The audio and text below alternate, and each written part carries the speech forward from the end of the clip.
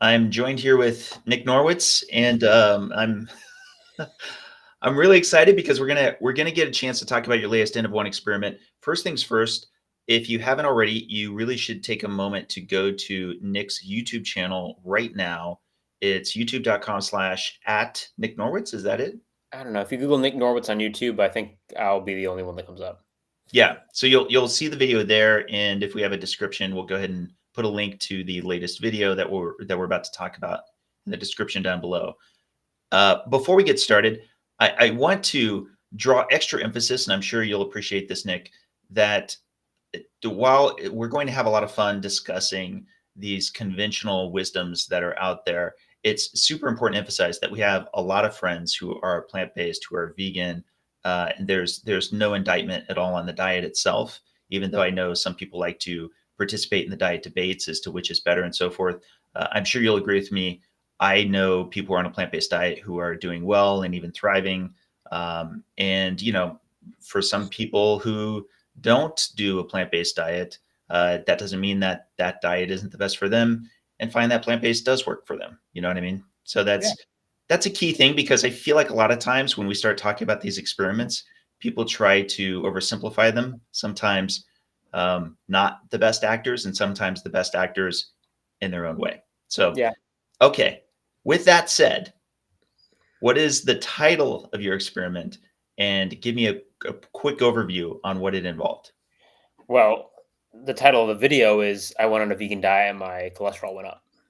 So that gives you the punchline. It was a crossover experiment where I did an animal-based ketogenic diet that was higher in saturated fat, zero fiber, and obviously pretty high in cholesterol. And then I did a crossover to a vegan keto diet where I decreased my saturated fat over fourfold. So my daily saturated fat intake dropped from 121 to 29 grams. My fiber intake went up from 0 to 21. My polyunsaturated fat intake increased by 35%. And obviously, my cholesterol went to 0 on the vegan keto diet, by definition of the vegan diet. And despite those changes, changing all those levers, which, via conventional wisdom are things that should decrease cholesterol, my LDL cholesterol went up by 14%. 14% is nothing to scoff at. And so it provokes the question, why? What other factors are overpowering all the conventional factors that should be driving my cholesterol down? And obviously, spoiler alert, it was leaning into lean mass hyperresponder and lipid energy model physiology, basically taking old ideas, which aren't necessarily wrong, but pitting them against new ideas in a particular metabolic context, lean mass hyperresponders, and see which wins the day. If you are a lean mass hyperresponder, and in this case, what happened was, again, spoiler alert, I decreased calories by quite a bit, so I had an acute weight loss. How does becoming leaner, which the lipid energy model says should increase your cholesterol, compare to, in magnitude and strength, lowering saturated fat, increasing polyunsaturated fat, increasing fiber, and decreasing cholesterol? And at the end of the day, the lipid energy model won, which I'm not going to say I'm getting tired of the lipid energy model winning, but it's winning quite a lot. Yeah, so this is a key component, and I think it sort of helps to give a little bit of origin, a little bit of background on this. Obviously, you have been exceptional at designing and executing N of one experiments in literally just the last 12 months that have drawn a lot of attention to the lipid energy model. I have a decent resume myself, but my resume predating you had more of me actually preparing these and putting them in a presentation at a conference, a lot of time, a lot of effort, and so forth. You've demonstrated how on social media, I think you've been such a wizard at it, getting a lot of discussion going and getting a lot of traction to put these forward, these key principles that the lipid energy model predicted for us before this experiment would begin. But what's interesting about this one, sorry, go ahead. You were going to say. I was just going to say, I think it's really important to dissect the different purpose between your historic N equals 1 experiments and my current N equals 1 experiments. Because, there's debate about what is this useful for? What is this demonstrating? And some people say, look, they're limited, but N equals 1 experiments are good for hypothesis generation. That's true, but it's not the only purpose. of N=1 experiments. So when you were doing the early N=1 around the lipid energy model, what you were doing is helping to develop your hypothesis. It was truly exploratory. And for that purpose, the rigor, the detail, and the packaging is actually very valuable. And you gained credibility, at least within certain communities, by doing it in that fashion. But then what happened, and people probably know this, but to just review, we stepped up. We stepped up together as a research community and have now 10 published papers, including a meta-analysis of randomized controlled trials. Like, we really have done the scientific work. However, it hasn't gotten the attention it deserves, at least in our dual biased opinion. But we think this is really important. So your early N=1 set the groundwork for research that we did that now we want to get discussed, which brings us to the current year and the purpose of the N=1 experiments we're doing now, which are more, quote, clickbaity, emphasizing and narrowing in on things that we think will grab attention in order to direct attention to the pre-existing literature. So for example. Oh, wait. Yeah. And now you very generously set me up on my prior work with regard to how my N=1 experiments helped us to develop the model. And here's where I have to throw it back at you. The reason there's existing literature, the reason we have the 10 papers, granted, I have lots of co-authors to express my appreciation of, but of course I'm going to point out how instrumental you are. You have first authored so many of our papers, including the lipid energy model itself. And I cannot imagine where we'd be without it. So that even if we were doing these experiments today, these N=1 experiments to draw attention to it, it wouldn't be nearly as impactful to actually achieve getting people interested in the science if we didn't have the publications to back up this model. Right. So that's a key component. Now, so back at you. I had to inject that part because it's super relevant. Well, I think what we're dissecting here for people is how we're building an intellectual ecosystem. Yeah. The literature is built, but only certain people are going to engage with that. And how do we get people? It's kind of like a Russian nesting doll approach, right? A thumbnail of me, with LDL going up and then plants behind me is like the outermost doll. Then you watch like the short form and the long form, and then you can keep going down through hypothesis papers, intervention papers. Like, we have so much that we can provide. So it really is bait to get people to engage in deeper ideas.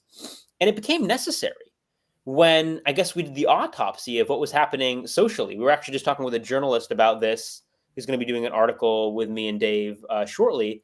And we were talking about the history here and how when this really started, Dave was told these are the things you need to do to be taken seriously. And then he does all of them. He's rigorous about the science. He fundraises, pulls off a study.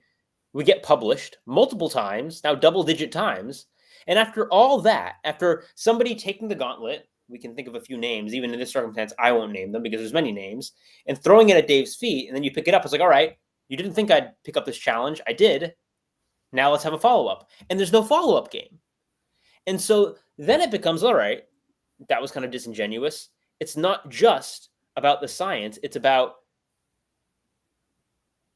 battling with entrenched dogma and status quo ideas with difficult but genuine questions at the frontier of science that people don't want to grapple with. And, what we're faced with is an opportunity to get creative to force those discussions to happen. Hence, these N=1 experiments. Again, we're not trying to be, opaque about the purpose. The purpose is engagement, but it's engagement to a body of literature that's pre-existing that should already be being talked about. We're just forcing the discussion. And the collateral, or even the driver behind that, is emotional engagement. So of course we know, we're not dumb, that people are going to come in with their value judgments. To circle back to what you were saying earlier, even if we provide no value judgments ourselves, but it's a tactful and useful and maybe even necessary strategy to have the discussions and push forward the science that needs to be pushed forward.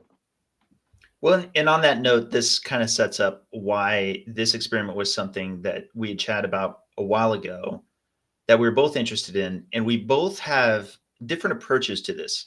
So I'll get to what I mean by that in a moment, but getting back to your experiment again, you actually mentioned how you discussed calories and how calories were an important component with regard to the outcome of cholesterol. So many might start saying right now, does that mean you are changing your opinion? You're feeling more of the calories in, calories out model might apply and may even have a benefit with regard to cholesterol.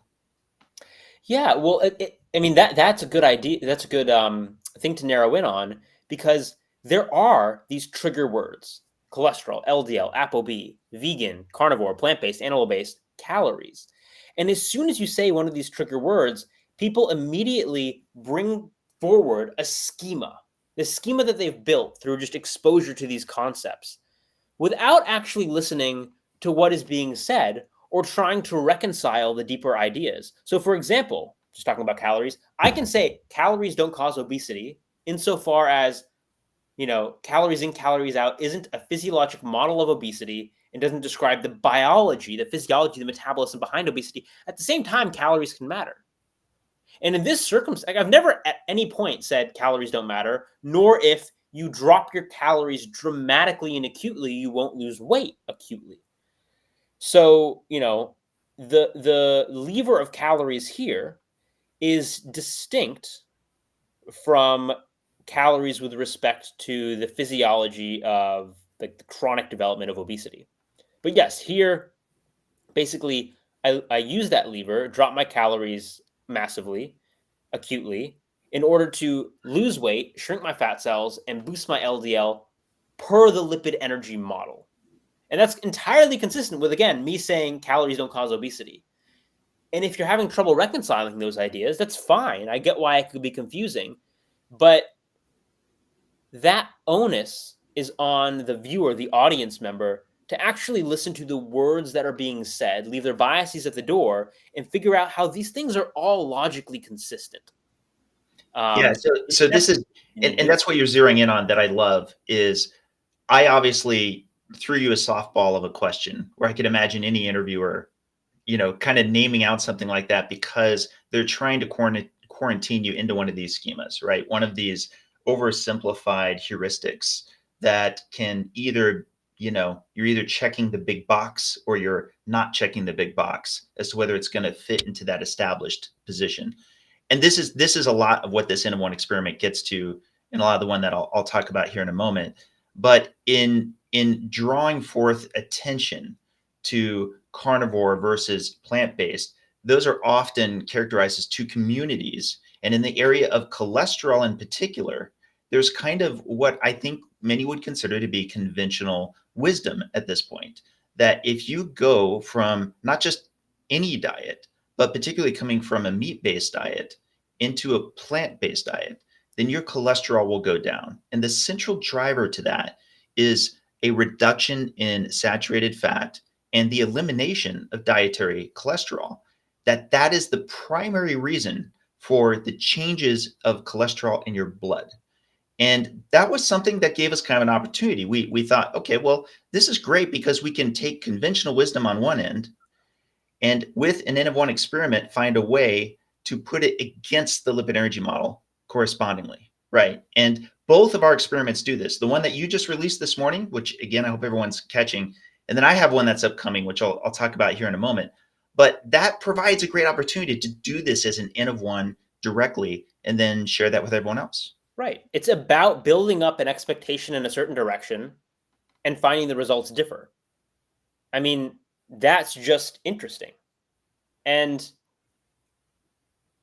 I'd leave it at that. Again, there's no value judgments, but we are aware there are going to be people that engage purely with their emotions. And I'm fine to capitalize on that because, quite honestly, it's already happening. The confirmation bias is there. If opinions aren't changing and those opinions are just going to stimulate new people to engage with these ideas, then great. But to those, actually, I call this out in the video. If people watch the video, I'm like, I give the results up front, and then I immediately say, I want you to check your emotions. What are you feeling right now? And say, based on what diet you eat and what diet you preference, you might be feeling these different emotions. That's okay. But I want you to acknowledge that and then be mindful of your emotions because now we're going to walk through the data, why it makes sense, and that at the end of it, I come back to, okay, remember that emotion check? I mean, you can feel however you want to feel. If you want to get angry and yell at me, then fine.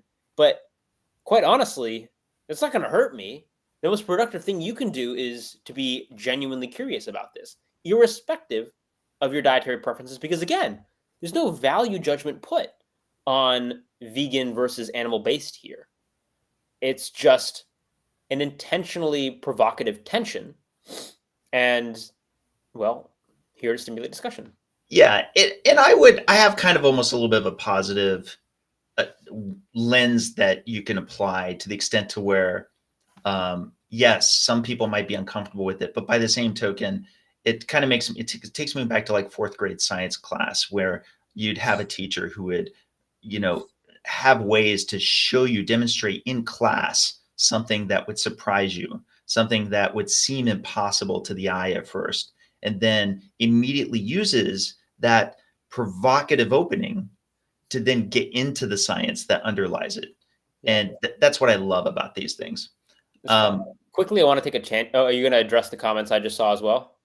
Yes, I was. Let me first tease the experiment I'm going to do, because what I'd like to also see is if anybody else wants to have any comments or questions about it, it's fine. Nick just mentioned what the nature of his experiment is. Again, check it out. But I'm doing something different than I usually do. Usually I just drop the experiment like Nick did. In my case, I'm going to tell you up front what I did. For 2 weeks, my intervention was something Nick can't do, which was to go on a legitimate junk food American diet. I've got lots of pictures, lots of video. It's I'm sorry to say, it's what I used to eat more often when I was an engineer and in much worse shape. And unfortunately, it wasn't the best of times. I'll have more to talk about that later. But I can confirm. Yeah, the first and Dave was most not happy. right. The first and most pressing question is, if I went from keto to my standard American diet, what happened to my LDL cholesterol? Because often the standard American diet is thought to be part of why your cholesterol goes up, or at least that going plant-based is what brings it down, which gets to the following week. So that was 2 weeks of that. The following week, I did go plant-based. I cut out all dietary cholesterol, brought my saturated fat way, way down. And yeah, basically all the red meat, all the cheese and everything else was out the door. And it was the very first time that I was truly plant-based. It was for 1 week. And that was better in some ways, not so great in others. I'll admit I do like more of an animal-based diet.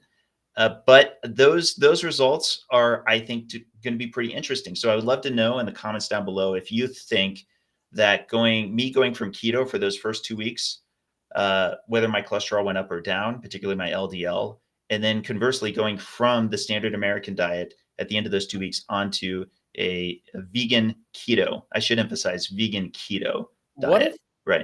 What if you released your lipid levels before the SAD diet and then had people bet on post-SAD and post-vegan keto, and we give a prize to whoever gets closest on both? That would be interesting. I feel like I'd have to have a bunch of fake numbers too. Like maybe it would be something where no, not like multiple choice. Like you actually give the actual baseline numbers, and then people have to guess your LDL numbers at each time point. I see. Yeah. It's kind of like, when you go like, I have to guess the jelly beans in a jar, like that. That's and the winner, we'd have to come up with some sort of prize. But that's actually not a bad idea at all. That might actually be a lot of fun. That would be a lot of fun. We should do that. You should announce that. Sundays are slow. Maybe Monday morning. Okay, so that's the teaser. It looks like Nick has been watching. You've been watching the YouTube comments, because we've got comments coming from all over. I was been watching the restream comments. I was going to address First Choice Farm and David B's. Yeah, go ahead and answer the questions. We'll take. Yeah, sure. So some people are asking about when the longitudinal 1-year data are going to come out of the LMHR study. And we apologize that it has been slow going. We can say, this is fair to say, they're under review. We have no control over how the process goes once things are submitted. I'm going to test. Like I as maybe the primary writer, I'm like gung ho about this. When I have an action item, I will execute it on it same day. But there are things that are out of our control. And there are definitely barriers to publishing what can be pretty provocative work, but we are working on it, and definitely know we're not trying to hide any results. You can trust that. No, that I'm not going to apologize. I will say, I will say that, I will say that you can trust that on our side, on our team, there has been no lack of enormous interest and drive. But to be fair to the mechanisms of science, the gears are not the fastest going, and throw into that, let's. I'm trying to find the most polite way of putting it. The best way I can put it is, let's just say there's not wide open arms toward lean mass hyperresponder research and Yeah. data. In my opinion, that's just my opinion. But We can actually say, I'll say this, you probably wouldn't say it, but for one of our prior papers, which is now out, we did have one experience, for example, where like, we worked tirelessly on it. And when we submitted it, it just basically sat in limbo for 6 months at a major journal. 7 months. And they ended up never getting back to us. Like those kind of things, they shouldn't happen, but rest assured, we're working as fast as we can. It's just out of our control. For fun or not fun, depending on how you want to think about it, you can look at when a manuscript was submitted versus when it's published. And I can't help it on papers that are, say, not as kind to particularly low carb research. I tend to find that a lot of times some of my least favorite papers often have a very short distance from when they were submitted to when they're published. And this includes, some things that go in the direction of lean mass hyperresponders. Again, I think that there's at least some degree of an ecosystem issue. I don't want to make it sound like it's a grand conspiracy per se, just that there is, it's a paradigm, right? I think as the paradigm moves, we'll hopefully get to a point where there's more interest and excitement around this within the research community. Yeah, but I don't tend to make too much of the submit to publish date unless it's like really tiny and it's not like an invited commentary. It's different for certain. Here's the thing: it's different for certain types of research. If it's like a short invited commentary, that can happen. If it turns around in a week for a major paper, that's a little sus. That means somebody knew somebody, basically.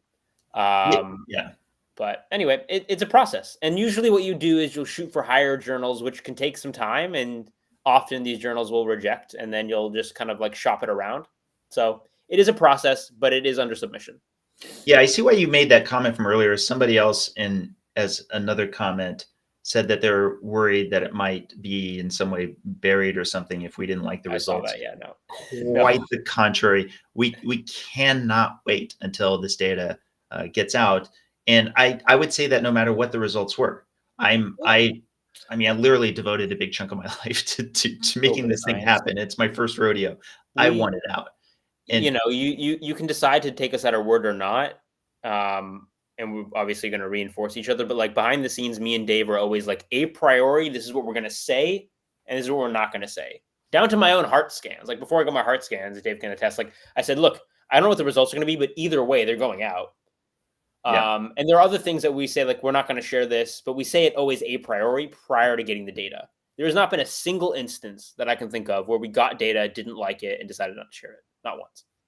Yeah. Also, you can see like with the Oreo versus statin, for example, that was bold. And I announced that before I did it.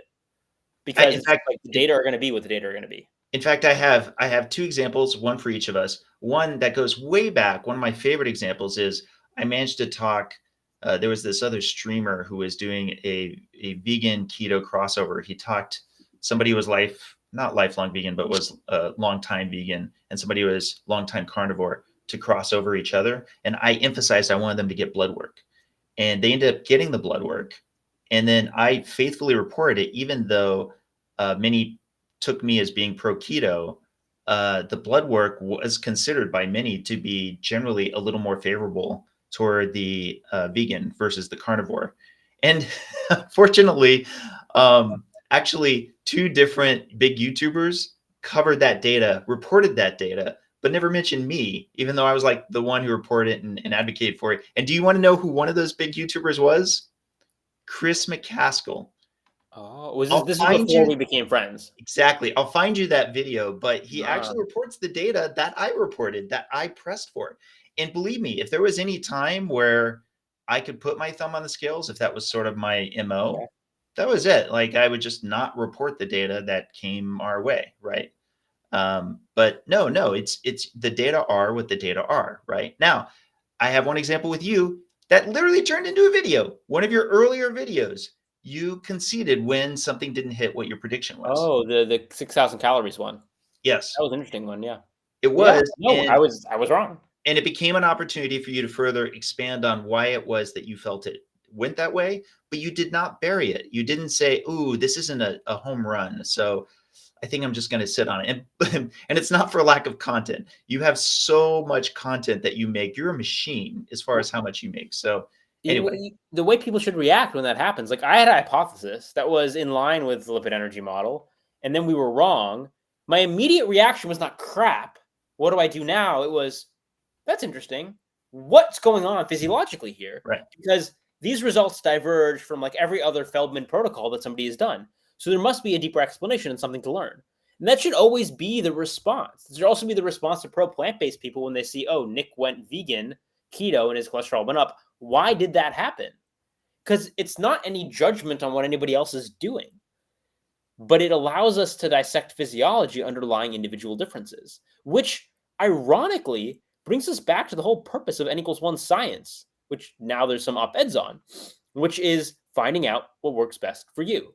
Because we try to fit people into this one size fits all mold. Think about like my plate. Like it does not get more one size fits all.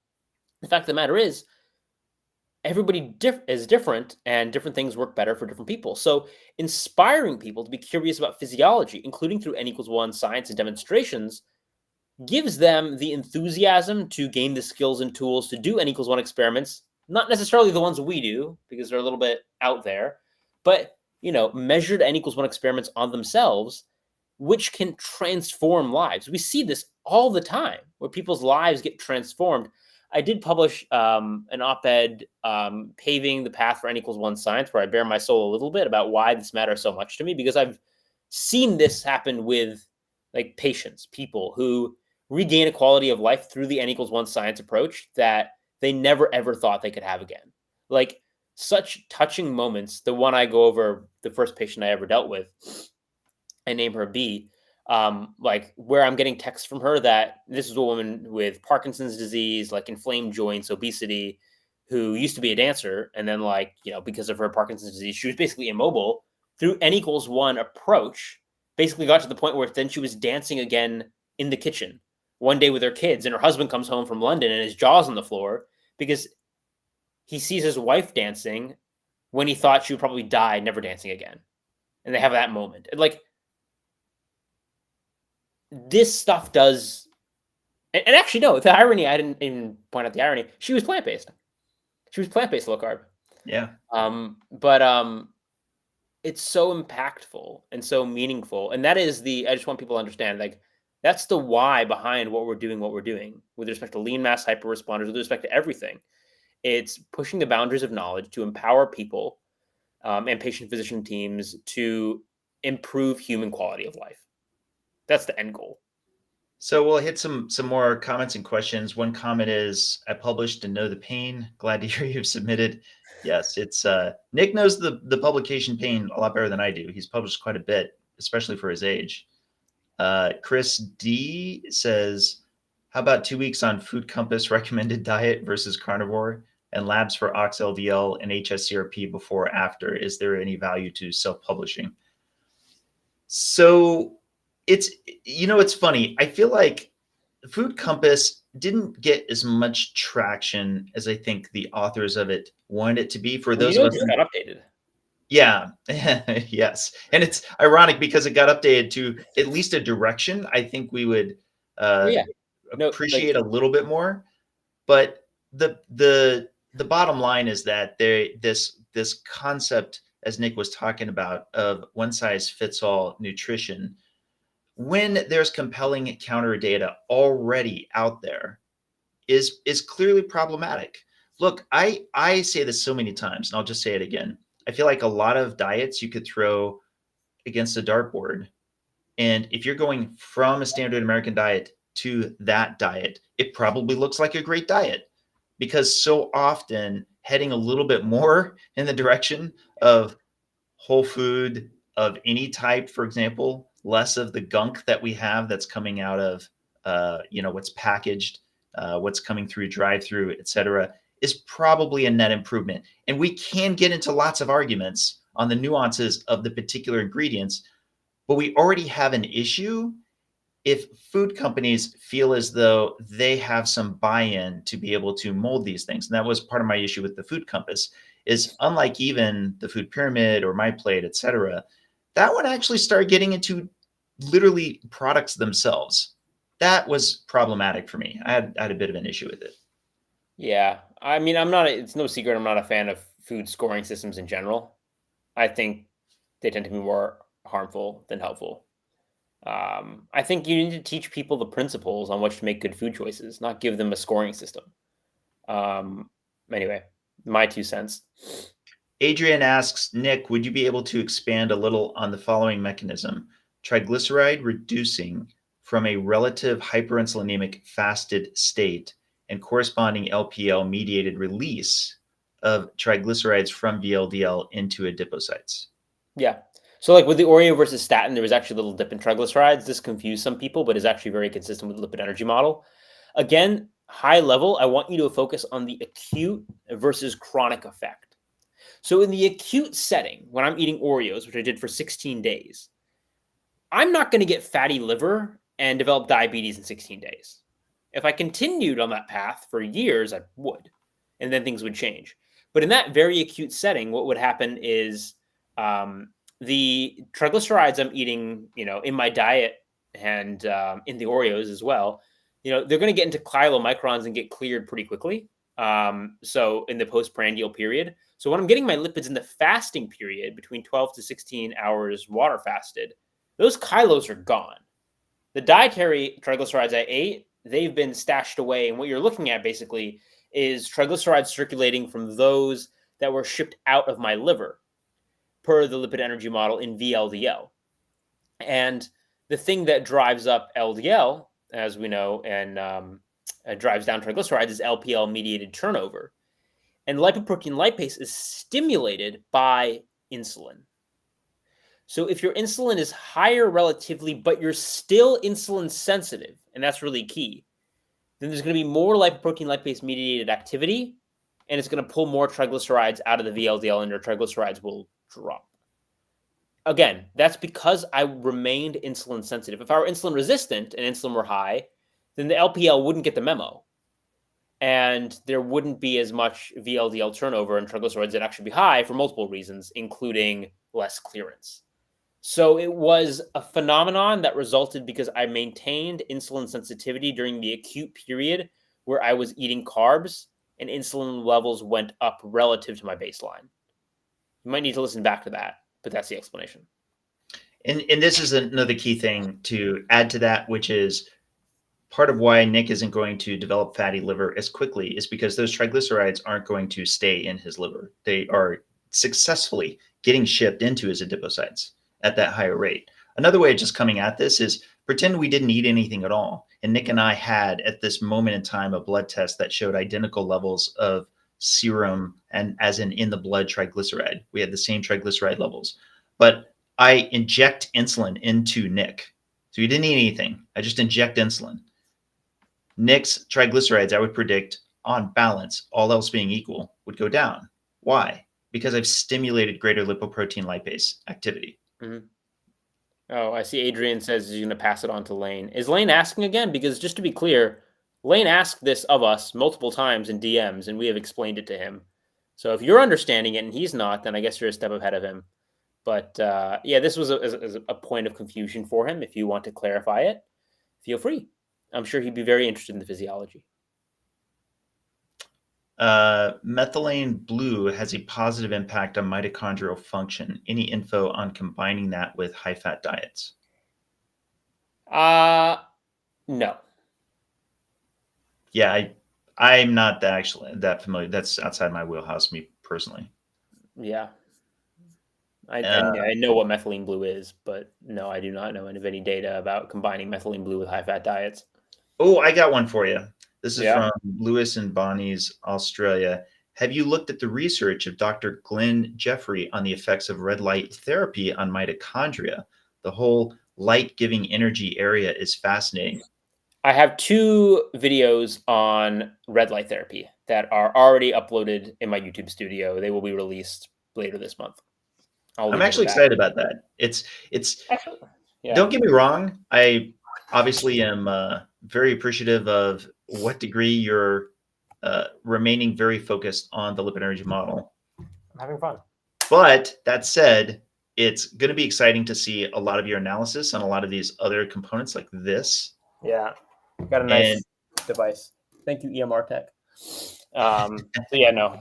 I'll have an experiment on that as well. I got my CGMs, I got my Aura ring.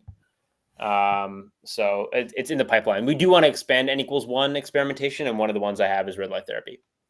So that will be announced later this month. this also from YouTube. Hi, Nick and Dave. I'm a non-vegetarian who likes to eat once in a week. Once in a week. Which one do you prepare, chicken or red meat, to avoid bad cholesterol? So it sounds as if you're saying you like to eat meat once a week. And I don't think that chicken versus red meat once a week is really going to have any material impact on your cholesterol. that's pretty much my guess too. You have to remember something. In the context of the acute, there's a lot of variables. So even going back to my very earliest experiments, it was in the context, the quote unquote Feldman protocol was in the context of what happened over a few days, right? Which Nick and I will discuss regularly. So if you're thinking of the waves of water like going up and down, it's like trying to stick in a ruler and then taking a picture. It doesn't give you a lot of information unless you're putting more effort into trying to catch it at a certain time. So it kind of depends on when you took your blood work. But if you're talking about a single meal, I agree with Nick that I doubt it'd have an appreciable effect on the whole average of the area under the curve, if that's where you're coming at it from. Right. Adrian says, Dave, would you be able to explain how your added sugar experiment, which included carbs, led to an increase in LDL, but Nick's Oreo reduced his LDL? Thank you. I'm actually not sure I know which experiment you're talking about. I think he's you might be trying to guess the results of something Dave has not released. So Dave has said he's doing a standard American 2 vegan keto. He has not said what the results were. Right. So you're right, per lipid energy model, a high sugar standard American diet filled with pizza and Skittles should decrease Dave's LDL. We will have to see what happens. All else being equal. Like that's the key thing, right? So unless I'm doing other things that might pull other levers, right?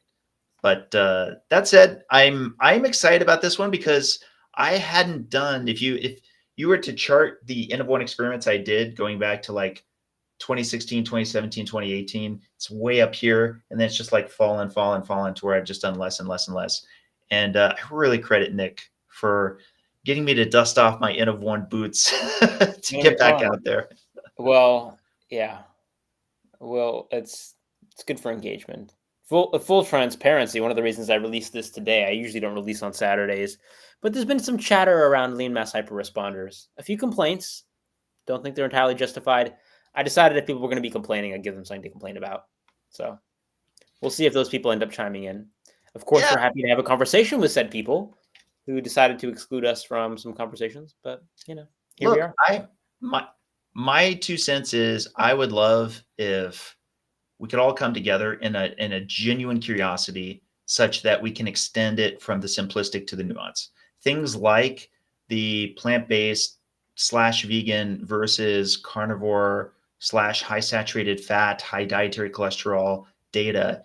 What we're wanting to do is draw forward the nuance. We're wanting to take it out of the simplistic, because whenever somebody just simply says, oh, I went on diet X and it reduced, outcome B or blood marker C, that's just it. It's great when we can get it a little bit deeper and actually get into the physiology to better discuss what's really going on. Right. I mean, there's a lot of double standards that just arise from people's biases and what they want to see. So like we were always curious, Dave and I, when I released this, what would the criticisms be? Because there's always going to be like usually that one thing that people hone in on. And Dave was thinking, oh, maybe it will be that, the LDL increase is only 14%. People are going to narrow in on that. What people are getting irritated about is that I didn't say in the actual title, vegan keto. And the counter to that I keep asking people is like, Well, how many times when you see like a diet on meat do you see high carb meat based diet? When inevitably, if you look at it, it's meat and sugar. So it's just like, that's fine if you want to have a standard, but hold it without having a double standard. My thoughts. Yeah, I think that, and to be fair, to the extent to where that's like any kind of a follow up question, we're anxious to address it as needed, right? So it's fine if it's not okay. Let me give a great example of something that was very difficult for me to get, but that I thought was a valid consideration, and that was with the match analysis that we did with Miami Heart with the lean mass hyperresponder study. There were a third of those in the Miami Heart cohort that were on cholesterol lowering medication. And I think it's absolutely valid to say, oh, there could have been potentially a higher relative exposure that they had compared to the rest of their cohort in Miami Heart. Now, I will say I probably push back as to whether they all happen to have had FH, which some people are positing. But that said, I thought that was a very meaningful thing to follow up on. And Lundquist, to their credit, and given the level of popularity, we're up for doing a post hoc analysis on this. So we did do one where we excluded that 1/3. And Nick knows the rest of the story. Even since publishing it and trying to draw interest to those who were the biggest critics of that, I still haven't actually gotten any real commentary on it. It's been sort of like the end of the conversation. It was regularly discussed when that was included in the analysis. But now that there's one that excludes that third, and it turned out that it was basically the same, that there was not a statistically significant difference between the lean mass hyperresponder group and the Miami Heart group, that ended up not being where we could count on more conversation going. So whatever, Nick and I will continue to do these experiments, continue to publish, continue to put more of this forward. Well, it circles back to what we were talking about earlier. Like, people gave you a criticism, you followed up on the criticism and the thought, and then they had no follow-up game. It's back to the whole thing that we started this with, or you started this with. You had ideas, you did experiments, people threw a gauntlet at your feet, you picked it up, you ran with it, you got data, and then they had no follow-up game. So if you want to engage and challenge, do so, but do so authentically and with good faith and the intent to actually follow up and delve into the nuance when we go through the effort of collecting the data and ideas and doing the work that you asked for. Don't just ask for it because you think it's a challenge we won't pick up, because we probably will. And then it's just going to be frustrating when you don't actually follow up. And then we become a little bit disillusioned. At least I do at points in time. And then you become frustrated and pokey and do stupid things to get attention, like eating a vegan keto diet and making your cholesterol go up. I get disillusioned, but I think I'm a little better at hiding it than you are. You're a bit more of an open book sometimes on the public end. Adrian, I'm in my 20s. I'm allowed. Adrian asks a question for both of you. What are the best ways to measure LDL production versus clearance? What are the best ways to measure LDL production versus clearance? Great question. Well, give me a tracer lab. I know. I was about to say with about a couple $1 million. That's all. So yes. So here's the issue. We have a tougher time proving the lipid energy model mechanistically than we do, believe it or not, the risk question of actual plaque accumulation. And that is because it's very difficult to measure the actual production, synthesis, and secretion leaving the liver inside of a human body versus the actual clearance, because it's not even clearance from the liver, right? It's potentially clearance in the periphery as well. So they have to use what's known as tracer studies. Tracer studies get super expensive. They often require, they not only require how it is that you can create these different isotope means by which you can tag things that you can then track. They also require multi-compartmental math and a lot of statistical work and a lot of extremely careful, very expensive metabolic ward setting up so that you can actually, and maybe I'm using metabolic ward incorrectly, but often they're in a hospital setting. They're often under very controlled conditions so that the interactions with the variables you're trying to capture, and there are many, can be very well controlled. And it's why it costs a lot of money for even just a few people. And there's not really any easy way to do it. Believe me, I put a lot of thought into the best ways to do it. The best, the, and this is where my original N1 experiments, I think, have provided some valuable insight, because at least under very controlled conditions, utilizing the lipid energy model, there are some hypotheses you can posit, such as changes in leptin, changes in thyroid markers, especially free T3, that are tracked and are even in my first author paper, so that you can see all of these cascades, you can see these changes. But is that enough? Not really. We still need those tracer studies eventually. So if anybody on this happens to know That's $2 million. somebody, yeah, with a couple mil, we'd love for you to come forward. Go ahead and reach out to us at our correspondence emails on the papers. So yeah. Yeah, no, it's just a practicality. I think we'll get there, but yeah, our resources do not include 7-figure yet, studies quite yet. yet. They will. That's the point, though. That's the point of these demonstrations. People don't realize how much they really do convert, how much attention can convert into the resources to do exactly those studies. I would guess that doing these N=1s is going to move up the ability to do those studies by a 5 to 10 year time frame. Right. Legitimately. Yeah, and listen, I want to say this as humbly as I can, but this is just the truth.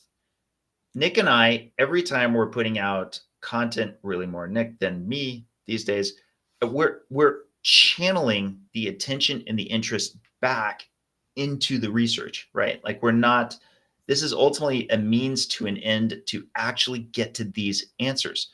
And I can't emphasize enough that that's part of why I believe so strongly in our team and everybody else who, beyond Nick and I, have been instrumental. Obviously, we've got to give a lot of love out to Adrian, just because he's the third who's not normally here.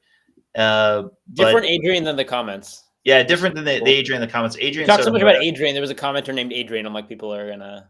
Yeah. So while we're putting together lots of experiments, thinking of lots of content stuff, Adrian has amazing ideas like that 41 study meta-analysis that I just go on and on about, because it gets disproportionately too low a level of attention for just how magnificent that paper is. Yeah. No, he's great. One of our secret weapons. So Mystica says, what exactly is vegan keto and what carb limit are you going with? So actually, this is an important question, and I'll explain why.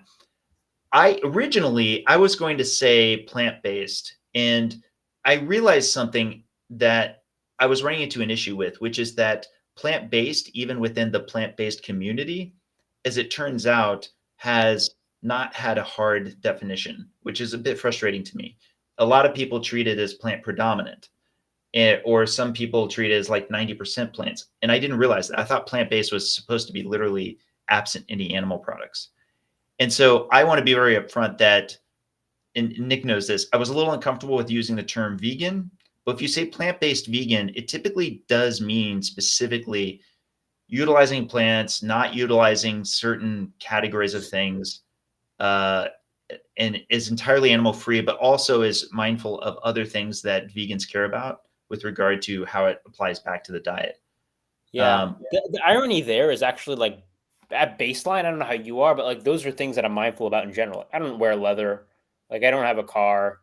I don't have my own car. Like, I actually am pretty, like, I compost. I'm pretty environmentally friendly in general in my life. But it's one of these complicated things where it's like, I can eat meat and still care about animals and the environment. So, I actually haven't gotten any comments about like vegan as a lifestyle versus the diet. I think it's pretty clear what my goals were, but if you want to know, I don't think I was doing much that wasn't vegan other than what I eat at baseline. I've actually really had a soft spot for animal conservation since the beginning of high school when I watched, it wasn't the original Planet Earth, or maybe it was with David Attenborough, but I watched the episode about the Arctic, and they had that zoom out shot of the polar bear that had like hunted and it failed, and then it was in the water, and like all the ice was melting, and it's like zooming out on the polar bear and this like Arctic with completely like melted glacial water and just the sea. It's like its environment's dying. I'm like, I was so sad. So then I started a baking club to raise money for the WWF, which is ironic, given the stereotypes about what I eat and that I was shilling absurd amounts of sugar. But that was when I was 13, 14, 15. I had a lot of sugar as a teenager. They had a follow-up question where it says, I thought that was the difference between vegan and vegetarian. As far as I understand, and I'm not an expert, I think vegetarian allows for specifically fish, eggs, and dairy. Am I? I think on vegetarian, you can have animal products. So I think vegetarian, like you could have honey as a vegetarian. You can't have honey as a vegan. But I thought vegetarians don't have like red meat or chicken. Like, right. So vegetarian could have milk. Right. So if you want to add a modifier, you could say lacto-vegetarian. But like vegetarians can have animal products, but don't eat animals themselves. Vegans don't use animal products either. Okay, we're not experts, so just take what we're saying. I don't think that's like a controversial thing. A grain of salt. If somebody wants to define veganism themselves, then fine. I mean, everybody wants to define everything. When I had a carnivore one, people are like, honey's not carnivore. I'm like, it's made by bees. Like, it's kind of like milk, sort of. It doesn't come out of a nipple, but are you defining carnivore now by nipples? Is that a criteria? Like, I think that's kind of why I like the term. I believe it's ketovore, and it's meant to emphasize specifically low carb carnivore. Is that correct? I guess, but again, it's always like another like label. Then there's like lion diet, right? Which is just meat and salt. But it's like, can I have fish? Am I not a lion then? Like, if you give a lion a fish, would it eat the fish? Yes, it would eat the fish. So, like, I think I never fed a lion. Yeah, we don't know that. So, but okay, pork. Citation. Pig. I would eat a pig. I don't think you've ever fed a lion a pig. So anyway, there are a lot of labels. I think in general, it's like if people understand what you're saying, then it's fine. Right. My impression. Agreed. If you want to get hung up on your definition of vegan versus carnivore, then fine. But like, I'm pretty transparent about what I ate. In fact, this one wasn't even a carnivore diet because I had some added fats that were not animal based. So technically not. But like for the purposes of the video, if you want to call it carnivore, I don't care. Plant-based, animal-based. We should be mindful to try to keep this under an hour, or we may not get enough people that view it. But as sort of some closing thoughts, I do want to re-emphasize I think the importance of these N-of-1 experiments is I think there's a respectful way to approach this conventional wisdom of dropping down dietary saturated fat and dietary cholesterol as being the central determinant of your cholesterol levels. Not saying it has nothing to do with it, but just saying whether it's a central determinant, I feel is an interesting thing to unpack. And the lipid energy model, I believe, provides us an excellent pathway. And it includes obviously mobilizing fats from weight loss and weight gain, right? Because it comes back to the trafficking itself. And that, I think, is something that I really appreciate about both of our experiments, is it's one way in which we can specifically examine it and put the principles of the lipid energy model against it to see which direction it goes. So I'm excited for my experiment to come out, which should be fairly soon. I'm super excited. People are going to love it. It's going to be huge. And people will just have to stay tuned. Probably pre-Thanksgiving drop, I'm guessing. Yes. You're going to try to record it tonight? I'm actually recording it tonight. In fact, I got my studio reset up. This is it most of the way. Still a few more things I'm going to do. And then, I haven't decided whether I'm going to try to do a green screen or not. Do you think well, you know where it's going. No, I don't think so. I don't generally do a green screen. I don't think that's necessary. In fact, I just have a natural background, and he'll take care of the animations and stuff. We have one more coming in from Adrian regarding the threshold effect of carbohydrate intake on LDL-C levels. Do we know if reduced liver glycogen occurs on long-term keto? Muscle glycogen seems to remain the same. Why different in the liver? Actually, that's an important question. You can look to some of the best work on this is Volek and Finney. They show this very distinctively. They literally were doing muscle biopsies and so forth to confirm that keto athletes actually are very, very good at retaining muscle glycogen stores. But your liver glycogen is really kind of there for when the saber-toothed tiger, pops around the corner. It's like a fast release, but it also is not a very large store. right? If I'm not mistaken, Nick, correct me if I'm wrong. I think it's like 100 grams basically of glycogen, which is nearly equivalent molecularly to carbs themselves. So we're talking about like, was it 400 calories or something to that effect? Yeah. Which is nothing to scoff at. It's 400 calories is more than people realize it actually is once actually circulating in the bloodstream, but it's meant to be released. It doesn't, glycogenolysis isn't an all at once thing. It's not like it all just leaves liver all at the same time. But that said, of course, it makes sense that your liver, which is your metabolic brain, is mindful of its own stores. That threshold, though, we don't know exactly what it is. We just know that, at least anecdotally, you get to that repletion level for a typical person if you're around 100 grams of carbs a day. And that seems to have the most meaningful impact on your LDL cholesterol levels. But it varies per person and obviously per exercise level, because your exercise itself can have an impact on your liver glycogen stores. Yeah. Cool, man. All right. We're going to let you go and record your video. Yeah. Oh boy. Got to get those numbers out in front of me. I hope everyone's having a wonderful weekend.